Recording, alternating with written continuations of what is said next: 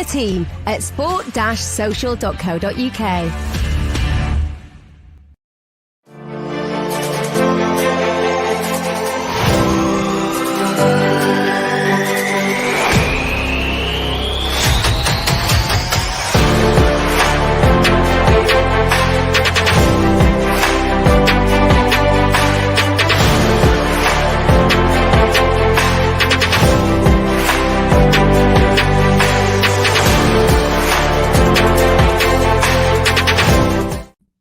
Hello, welcome back to the FPL Masterclass. It has been a little bit of a while, but myself and Rob are back after a month off.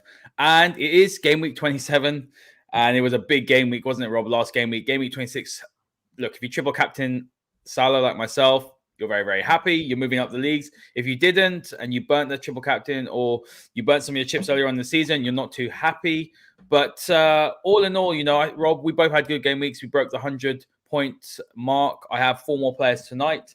So all in all, it's going pretty well. But there is quite a few game weeks we have to navigate now, a few blanks, and we're going to talk about all of that today. Yeah, FPL starts getting tricky from here.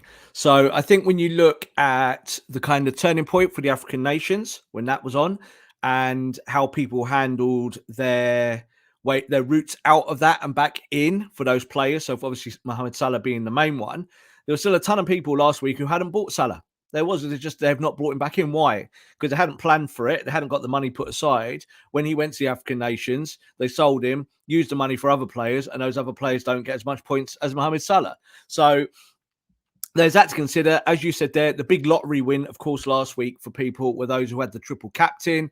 Really nice, easy pick, I think, going with Salah for a triple captain with those 2 double game weeks, and he delivered. I think he got like 87 points for people who had triple captains. You'll be able to confirm that, I think, Haider, more than anyone else. But I was happy. He was my captain as well. And I got over 100 points. It's a funny week because the average was something like 130 points. But that, again, was skewed by the fact that Liverpool's 3 main players did well. And, of course, they had double game weeks. Yeah, absolutely. And we're going to start. Before we do that, guys, make sure you give us a follow at TF Masterclass. Give myself a follow at Haider_Rubbani. And give Rob a follow at _Rob_B. And evening to you all. And welcome to the show. Well, look here. We've got your team. As we mentioned, really good game week. High average, 76. So, I think most people did quite well. And if you had the Liverpool contingent really of Salah, Mane had a really good week as well with 26 points. He's not up on the screen here. But Robertson as well, Robertson did very well, Rob, considering the fact that he obviously was benched for the first game. Both him and Trent was. So he got some great returns, a couple of assists. The ones that really stand out to me, though, is Son, because Son is a player, Spurs players, for example, Spurs played twice, and very Spursy of Spurs to go and beat City in an absolutely fantastic game. Harry Kane was imperious in that game, and then they went and lost to Burnley. So it was, it wasn't really a double game week that most people who own Spurs assets would have wanted. I had Reguilon, who had COVID, and he didn't play at all. So that was a little bit of a shame for me. But all in all, it is Liverpool assets that really have got you through this game week. Yeah, I could do with a Ramsdale clean sheet tonight, and that would, I think, cap my week off quite well. But it was a funny week because I think the Liverpool trident is easy. Yeah, Alexander-Arnold, Robertson, Salah. There's a lot of players who obviously went with Jota before. Jota's now been in and out. Obviously, you've got injuries. So where do you put your money when it comes to Liverpool? Well, you should definitely have 3 players. And I think Manchester City, of course, are the other team that have 3 players. Now, we will talk about it a little bit more going forward, but Liverpool now have a blank game week coming up, which, of course, threatens your overall numbers. But we're going to talk about how you kind of mitigate that and what you do. But it's a strange one. I've said before with double game weeks, you've got to be careful because it's no good bringing in players just because they got a double game week. You've got to make sure that you get some returns. Now, I had this failure before with Watford, and we'll talk about a little bit more about Watford and Burnley as we go on. But I brought in Watford. I had Dennis in it already, and I doubled him up with Josh King. And in those 2 games that I played, Dennis got sent off and Josh King did absolutely nothing. I think he got me 1 point in over 2 games. So that was a bit of a mess. Yeah, and Dennis got -1, didn't he? So I was when you look exactly. So when you look at this week, so when we look at kind of assessing the previous game week, it's happened again. So Edouard was there. Now, before I signed him, he was one of the informed Premier League strikers for FPL, done really, really well. And basically, in the last 2 games, Patrick Vieira's dropped him. So you can't ever guess those things. You know, you're only going on the form book, and the form book saying this is a good pickup.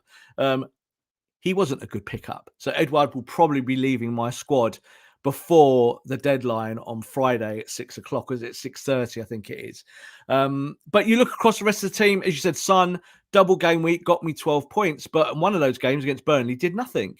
So it's a balancing act, isn't it? And then we look at Manchester City, heavy rotation, Cancelo, Laporte, not starting matches. Going forward, that's something now to consider with the Champions League coming up and more games in Europe. Will Manchester City and will Liverpool be resting their players? As you said, Alexander-Arnold and Robertson both rested for the first game in that double up. She didn't make any extra, but you're lucky that in the second game they delivered. Yeah, and I saw some crazy things, to be honest, Rob, on Twitter. I saw people taking 20 to 30 point hits. Absolutely crazy. I saw people using their wildcard and shipping out people like Cancelo and Bowen. And I know that they're both players, obviously, that didn't really give returns, but you got to think about the long-term game, haven't you? I saw a lot of people taking them out, and they are must-haves for me for FPL this season.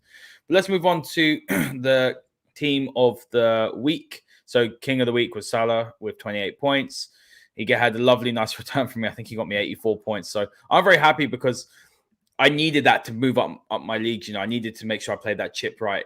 And I avoided the free hit. I avoided the wild card. I avoided the bench boost. So I'm very happy how that sort of played out. Again, it's luck, but, you know, you can't really look beyond Mo Salah for triple captain. We're looking here. Look, Burnley's really surprised me. You have Pope there. Obviously, they had a double game week. Ben Mee, Roberts, Brownhill, and Vegas all had really good returns. Burnley are an interesting one. Rob, my question to you is, are Burnley now starting to play a little bit? Are they worth considering for your FPL team? Yes. And why is that? Because Burnley really do have form of starting their season in January, don't they? So they can literally go the first 3 or 4 months where you wouldn't touch them with a barge pole for FPL. They don't score goals. They concede goals. They lose matches. They don't get extra bonus points. They get nothing. And then when they're relegation threatened or they're in that battle and saying the bottom 6 of the division, they start turning into European contenders in terms of their form. So it's good looking at the Kings of the Game week here this week. We don't normally do this every week, but we do sometimes because it shows there's only literally 2 clubs that performed at that high level. So Liverpool being one and Burnley being the other. Harry Kane is there on merit for his 15 points. But did nothing against Burnley. And that's why Burnley numbers are inflated, obviously, because of their performances against Tottenham. So it's a difficult one because you wouldn't really want to pit club versus club in that way against, let's say, Burnley players against Tottenham players. You were trying to accumulate points. The other thing that Kings of the Game Week doesn't kind of take into account is that we can't pick 4 Liverpool players. And we can't pick 4 Burnley players. So it's about who do you pick of those 3 if you go for it. Now, I'm certainly not saying you should pick 3 Burnley players going forward. But Burnley do have a double game week in this coming week that we're now talking about again. And Burnley's form has picked up. So is there a way of buying into Burnley without burning your budget or without burning points? Because like you said there, Haider, still plenty of people burning 20, 30 points to kind of get the perfect team. If you're burning 30 points, but then only making up a differential even of 20, which is still good, well, it's not good, is it? Because you're burning points. Don't burn points. So we're going to look at Burnley closely today because they are definitely the team that you can exploit in this coming game week.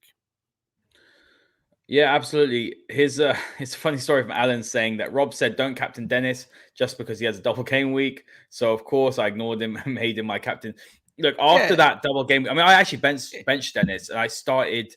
I've started Jimenez, but I actually started Ramsey. I started Bowen. Both had one fixture. I started Foden just because I just thought, you know, Dennis. I subbed out King, or I transferred King out for Jimenez, and I was like, I'm not touching Dennis. Obviously, Dennis got returns, but yeah, look, Watford should never be relied on, Rob, and you kind of have to learn, don't you, that some of these players you can't really rely on. I don't know. Like, I don't know. Say Watford can never be relied on because we're about to talk about Burnley now. You wouldn't have relied on last week, so I kind of take what Alan's saying there.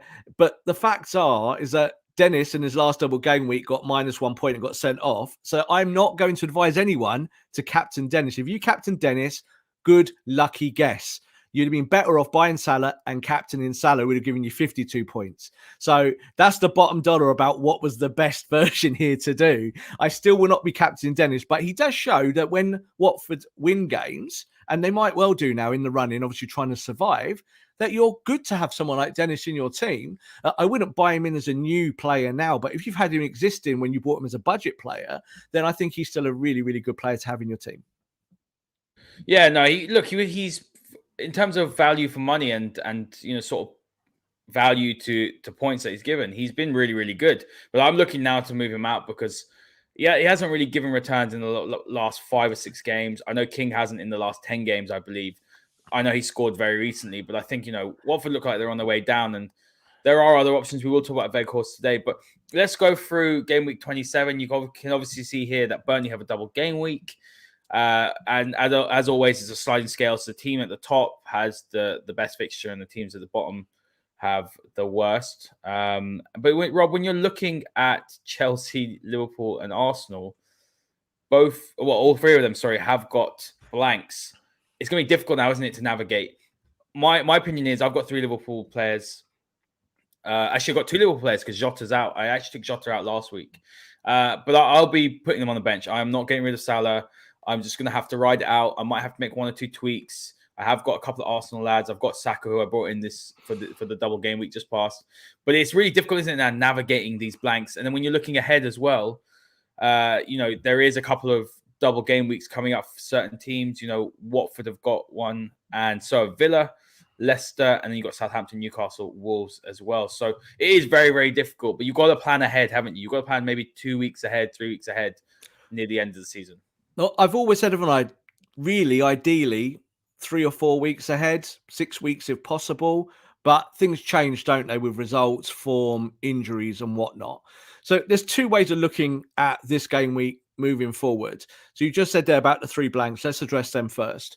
When you look at Arsenal, Chelsea, and Liverpool, 3 premium teams, what should you do with those? So we've been saying all the way through, I think I've been saying about Chelsea for about 3 or 4 weeks before our last shows, that you need to stay away from Chelsea at the moment just because they don't have the games. So they've got a blank game week, and then they've got 3 good fixtures in a row there. You can see Burnley, Newcastle, Norwich. And if you've got players for Chelsea, you'll probably get returns, but you're missing a trick because in blank game weeks, you cannot get points from them, obviously. Now, with Arsenal, I've kept 1 player. I kept Ramsdale because I think Ramsdale in those matches will still get clean sheets and has done through the whole of the season. He's worth benching and just stashing. But I think when you look at Liverpool and City are the 2 fundamental teams that you need to build your team around if you want to win FPL. And when I say win it, you're not going to become number 1 out of 9 million. And you might do if you're really, really good at the game. But it's more about how do you win your leagues. This is what we're trying to do now, isn't it? So from this point onwards, the choice for you is, how do I win my league? Or if you're nowhere near winning your league, how do you gamble and maybe make some more points? So the double game weeks give you fresh opportunity. As I said, we will look at Burnley for this game week. They've got Palace and Leicester. We'll do that in a minute. But just looking at the very top here for game week 28, because you must look forward, Southampton, Newcastle, and Wolves, especially Wolves, all 3 teams, especially Wolves, form is heating up. So Wolves' run, when you look at them, they're the team that people have missed out on. So I remember thinking game week 4, so it's a long time ago, I talked about Wolves and did a big segment on Wolves and said that their metrics showed that they were like a Champions League standard club. Well, they're the best defensive team in the league, Rob. They've got the best. Terms of defense, in terms of going forward, they had loads of shots, they just weren't scoring. So it's just what it is. And I said that's got to balance itself out at some point and turn into real points. That's what happens. So when you look at Wolves defensively, they've got a ton of defenders around that 4.5 to £5 million mark. Southampton, we've all talked about Broja before and how good he's been. He's in my team. I think he's in your team as well, isn't he, Haider? And Newcastle have got a few differentials. But then when you kind of go down the list, you look at Leeds, their double game week may be a little bit more of a risk. Why? Because they can't stop hemorrhaging goals. So they're in trouble. And Villa, a little bit of a soft weight. I think 2 or 3 weeks ago, they felt better. Like you looked at Ramsey and Coutinho, and those 2 players will still get you points, especially maybe in those matchups. But are you really going to spend the money on them? And the last team there, of course, is Watford. That's the reason why I am not selling Dennis. He's still got a double game week. Arsenal, Wolves, tough defensive teams. But even if, I don't know, say Watford lose those games 4-1, both games, but Dennis gets goals in each of those two games, I'm having it. That's what I want. So that's the kind of little bit of the gamble there. Yeah, no, this is why I looked ahead when I bought in Jimenez last week. Obviously, he had a double game week. He still got to play tonight. But I looked forward and I can see Wolves. I mean, look, he got me an assist. I can see Wolves starting to have nice fixtures. I have had Semedo pretty much all season. I bought him out and brought him back in. So I'm really happy with the makeup of my squad. I actually don't have Broya. I took him out a while ago, but I'm going to bring him back in and Dennis will exit my team. But there's a good question here, Rob, before we talk about the Burnley players. Alan's asking, he's got 4 Liverpool and Arsenal players. So that's 2 of each, I believe, with 2 free transfers. Thoughts on using the wild card? For me, look, I'm saving my wild card. I know that there's going to be a double game week, a big one, sort of after game week 30. And so, I think that's where I'm going to save it for. But if you've still got your chips, you've got to start using them, haven't you? Yeah, I used my my wild card for the previous week before, and that was to sort out the balance between my Liverpool players, bringing Salah back because that was important to me, and keeping a full set of Man City players. The Man City player I'm kind of regretting at the moment is Phil Foden because he's been playing, but his form has dropped off. He's not returning numbers, but he is still playing as a false 9 for City, and you still might find that he just pops up one week with a hat trick. So I'm all right with him in terms of his price range. But you're saying that you got 2 from each. I think that when you look long term, you could probably keep them for this week and keep your Liverpool players, keep the 2 Liverpool players you got, and maybe one of the Arsenal players, but then sell one. I had Martinelli for weeks, and it was all the weeks when he was scoring and Arsenal kind of were climbing the table again. And he was a real budget steal at kind of around 5.2 million, something like that. But he was one that I sacrificed because I looked at this program for Arsenal and thought, I don't want a 5.2 million pound player sat on my bench. I want a real 5.2 million pound player. I'd rather have a Broya or someone like that when he's got these better fixtures to come. So it does pay to look forward. But with your wild cards, if you haven't used it in the last 2 or 3 weeks and you don't need to, don't use it just for these double game weeks yet. Because if you bring in a load of Southampton and Newcastle players because you want to exploit the double game week, and they both get hammered in those games, and they could, you never know, even though they are playing each other in one of those matches, you're just going to find that it's a waste of your wild card, aren't you? So I agree with you, Haider. Stick with your wild card for a bit longer. You haven't got much longer to really use it, so it has maximum impact. But I would only use it if, say, you're outside of the top 2 million and your season's over. If you're chasing maybe your mates in your leagues and you're 100 points off it, then maybe have a big gamble and go for it, because what's the point? If you're going to come 10th in your league, it's not much difference if you come 12th, is it? Or something like that. You want to try and be in that top end for the bragging rights. So there are definitely things you can exploit here, but also a little bit of caution will go a long way. Yeah, I agree with that. And I'm going to be very strategic on what I do because I have got these chips. And, I think it's important not to just blow it just because you want to bring in, players for double gaming. So I agree with that. But look, we've got Burnley focus today, Rob. And a lot of people are going to be thinking, Burnley, really? But look, we have in front of us the goalkeepers and defenders. So I just want to pick out a few players. Obviously, Nick Pope, we know what Nick Pope's quality is. 85 points so far. And you're looking at the defenders. Ben Mee, I believe he got a goal. He got the goal to beat Spurs, which was really good, and he's got 71 points. And just looking at the price range is a key thing for me. The highest valued player is Tarkowski with 4.9, and then it goes all the way down to 4.2 with Eric Peters. I mean, there's some really budget options, and if you're looking to, let's say, shift maybe a 5 million rated defender, I mean, Burnley isn't a bad option right now, is it? Especially the likes of maybe Peters or Ben Mee. Yeah, I think it's trying to now play the numbers in your advantage a little bit. So Burnley showed last week that their form's improving. So do we want to exploit that? Yes, we do. How far do you go to exploit that? That's the kind of bigger question. She just said there, Pope at 5.4 million, again, perennial goalkeeper in terms of getting points, doing well. Burnley are now getting clean sheets, so he's going to get clean sheets. That's an easy one. But if you're happy with your goalkeeper rotation, I wouldn't really look at Pope. So I don't think that I would look at him as it stands. But when you're looking from the defenders, midfielders, and attackers, generally, I think with Burnley, you wouldn't touch an attacker, but we'll talk about one of them in a minute. It was a new signing. And even in their midfield, a lack of creativity might make you feel that you just don't fancy. You know, do you trade in a value player at another football club who just might have more chance of creating goals, getting assists, and, you know, helping his teammates? But Burnley's defence has always been an easy one. So in years gone by, I know people that have had 3 Burnley defenders and really cashed in, because Burnley are the champions of the goalless draw.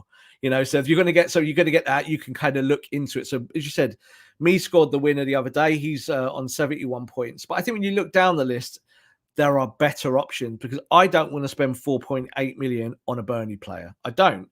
So you just kind of go down a little bit longer. You look at someone like Lowton, who was once upon a time the go-to fullback in this. So you go, yeah, 4.5 million, 4.4 million. I'm into him. Let's do it.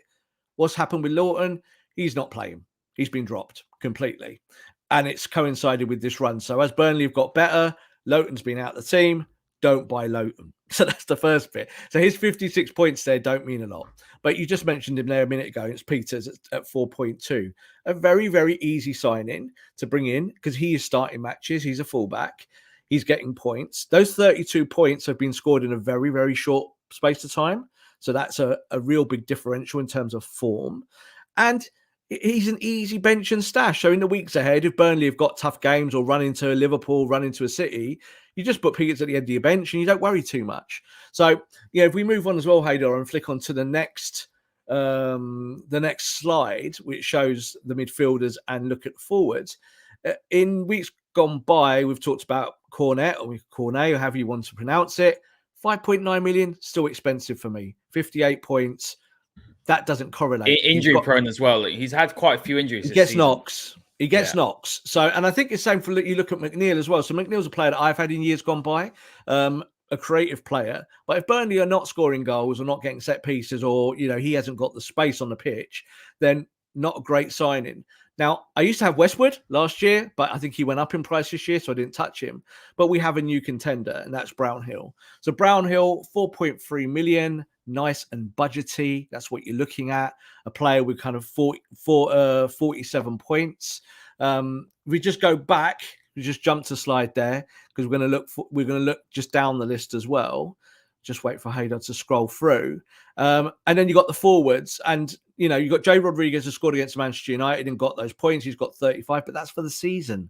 So I'm not really interested in that. But then you've got Weghorst at 6.5, a January transfer signing, someone completely fresh, completely new. He's impressing. And again, it's showing, isn't it? As Burnley's form upturns, new players, younger players are coming into the team and are getting points. So we're going to talk a little bit more about Weghorst and his contemporaries. Rob, I've got to bring this comment up from Mohsin, and I'm actually gutted for him. He said that I'm on 127 points this week with 4 to play tonight. I made a huge error. I didn't press the wildcard button and took a minus 40 hit this week. But look, at least you got 127 points, genuinely. So I guess, you know, we'll call it 87 points. But if those 4 players do perform tonight, Rob, he could get away with it. I know, obviously, the minus 40 is horrific and it's going to hurt, but he's had a really good game week. And if he's got 4 more players, let's say it's a couple of Arsenal lads, you know, you could get maybe a Saka goal or a Smith Rowe goal and clean sheet, you know, that's 12 more points. So the hit isn't too bad. I mean, look, it's still bad, but it's not. Mohsin, if this was FPL school and I was the headmaster, you would be in detention for 2 weeks for that. Giving up those points. All you got to do is look before you press send. It's a good one to see, because people do this. They do accidentally make mistakes. I've done it before, where you transfer someone in, you go, I transferred that player in.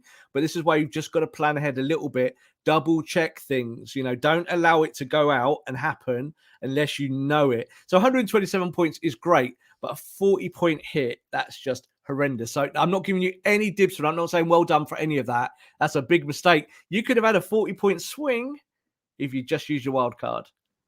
Yeah, that would bother me for days.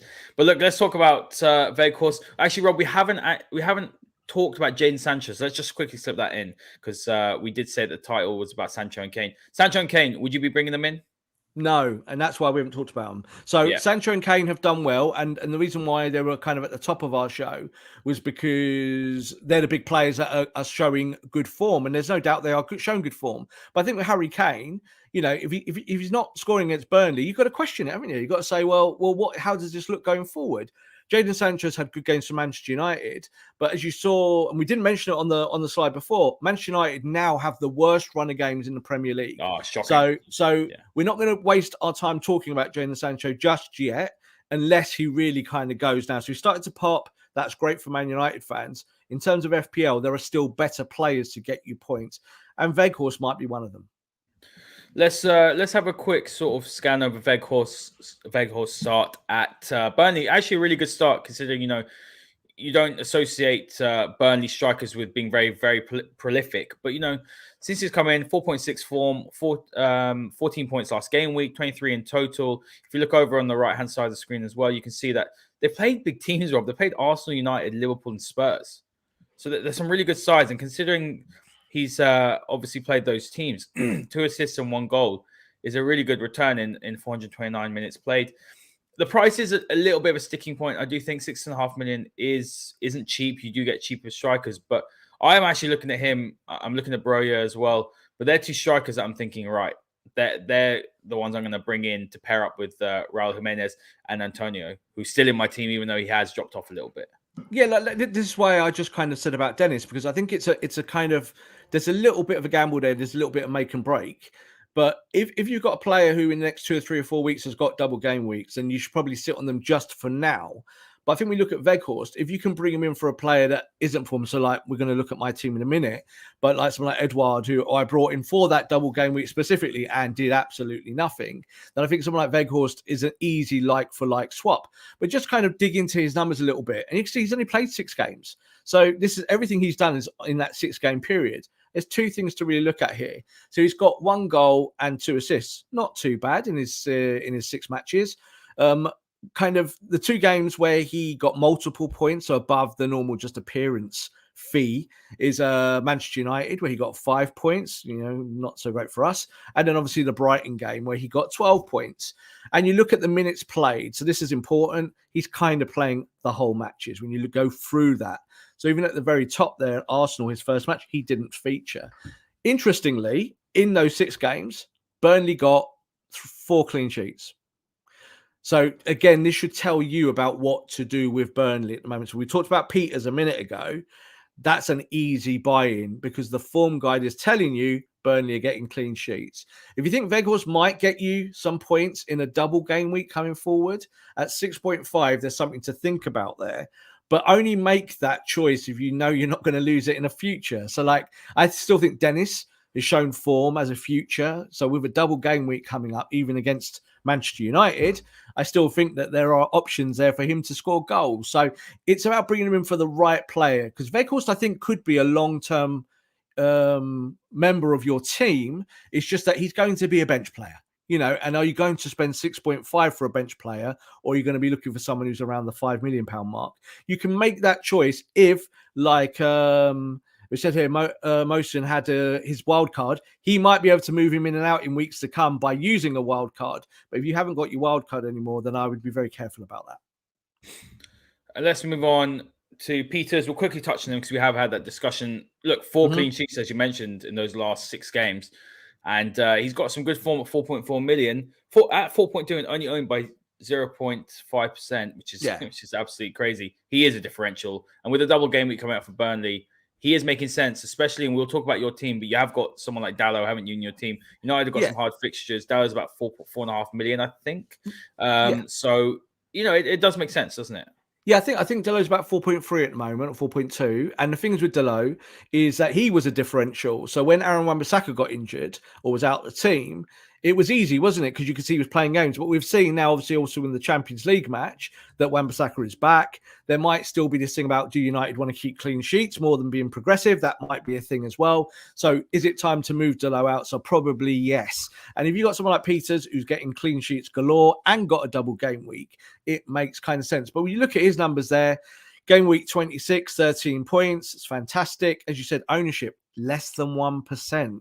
So he is a real true differential. And at 4.2 million, absolutely no risk. So I mean, you could bring him for the double game week and again put him as a kind of bench and stash with Weghorst a little bit further on Yeah, down he the could line. definitely be benched. Yeah, but you might get lucky. You see, if Burnley carry on this run, they might be the team that everyone doesn't buy into but gets clean sheets. So do you remember, obviously, a couple of years ago, Sheffield United? So Sheffield United were the classic one. All their players around 4.5 million. People were like, I don't want it because it's Sheffield United.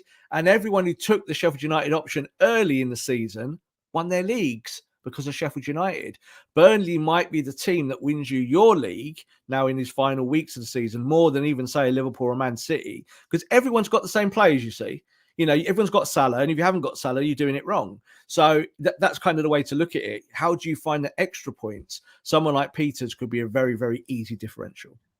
Yeah, it's a really good point. I remember Egan, there was Basham, there was Lundstrom as well, who was scoring goals for Sheffield United. Yeah, Lundstrom was a classic one. Like, he didn't even play every game, and he was just like, I think he was like third or fourth in the whole league, and it was crazy. And he was just, he wasn't even a regular start. He was in and out of the team, but he scored goals and got clean sheets and man of the matches and all of those things. So easy kind of options. Absolutely. Well, look, we've spoken about Brownhill already, but we'll touch on him very, very briefly before we look at your provisional game week 2017. But look, 4.3 million, the price tag. I believe did he get an assist or no, he got a goal, didn't he? Against, yeah, he did get a goal in this, Yeah, he did. So look, he's had a good one. Again, he's someone you can sit on the bench. And when you're looking at the likes of, there are players that aren't really performing. I know Rafinha scored against United, but look, he's been benched a few times. And if you've got someone of that price and you want to maybe, save 2 million and put it somewhere else in the team, then maybe Brownhill is an option. I mean, I won't be going towards Brownhill. I would lean more towards Peters or Weghorst and Brownhill. But even then, at that price, he is in some good form. Yeah, it all depends on your budgets are. So my budget, of course, was Ramsey at 4.5 million. So I have an option there. Do I take him out? Because he's kind of been a little bit hit or miss, but you still do think that he might be more hits than misses towards the end of the season. I think when you look at Brownhill, ownership again, 2.5%, nothing really. People obviously don't fancy him. And when you look, though, at the ICT rankings, I think this is where it opens it up and where people should consider him, because influence is now 49th in the Premier League out of 294, and he's 69th for the whole ICT index out of 294. Oh, there's 118 overall, out of 700. So that tells me that as for midfielders, he's doing the right thing. So, Haider, you should consider Brownhill if you could bring him in, if you've got the transfers. I've got Ramsey, though. That's the thing. I'm the same. But you got Ramsey, but if Ramsey gets you 2 points next week, Brownhill gets 2 assists. That's a 20-point swing almost. Yeah. It's one of these things. So there is a little bit of a roll of a dice here, but you've got to decide about whether these players will do it in the weeks ahead. So was Brownhill just a lucky shot last week because of that double game week, or will his form continue? I get the funny feeling with Burnley's shape and the way they're playing, and Weghorst now being a target man at the top, better than Chris Wood, it means the midfielders will potentially get more assists now going forward than they were. That's why I said with Chris Wood going to Newcastle, bin him, get rid, because he wasn't scoring anyway. He scored 3 goals all season. Newcastle bought the wrong striker. It's up to they should have bought Weghorst. So, but for you in FPL, you can still do that. And I think Brownhill with just the players in front of him who are playing better. And we just said there as well, if you don't want to buy Cornet, then you don't buy him, but he still might score goals off the back of Brownhill assists. So it's an important way to look at the league. Yeah, it's a good point. Good point. Let's move on now to the final part of the show, and it's your team role for the moment. You've benched all the Liverpool players, so you're not, you're not getting rid of them, and I would definitely do the same. I recommend don't get rid of them. Ramsdale's also sitting on the bench, but you've got Sanchez playing. So you've got Sanchez, Cancelo, Dallo. You're a little bit unsure about, aren't you? We'll talk about that. Laporte, Ramsey, Foden. Foden hasn't had much form as well, but look, he is starting. You've got Bowen, Son as captain. He's got Leeds. I mean, Leeds are just leaking goals left, right, and centre. They're useless at the minute. And then you've got Broja, who's got some really great fixtures. Dennis, you've kept him, and then Edouard as well. But you're a bit unsure on Edouard. So talk to us briefly about what you'll be looking to do this game week. Yeah, look, this is my team before the deadline. So on deadline day, so tomorrow, I might well be changing this and probably will. So where are the options? Where are the potential kind of differentials for me? So Dalot against Watford, he might play, he might not. United might get a clean sheet against Watford, they might not.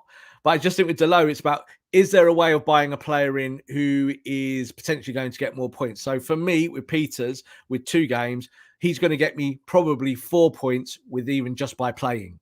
Yeah. So that's an easy transfer. I look at that.